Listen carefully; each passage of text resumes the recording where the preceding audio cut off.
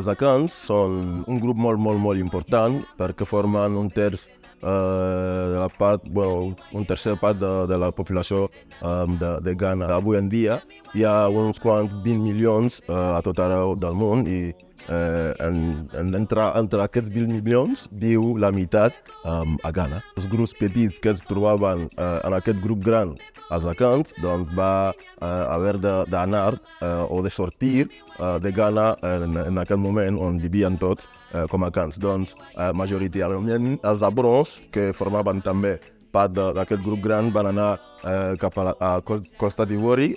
Un altre grup va anar a Togo, van arribar també fins als Estats Units, i una part també que es troba avui en dia a Itàlia, a Libèria, a Regne Unit i també als Països Baixos, on també hi ha una població molt important d'acans vivint.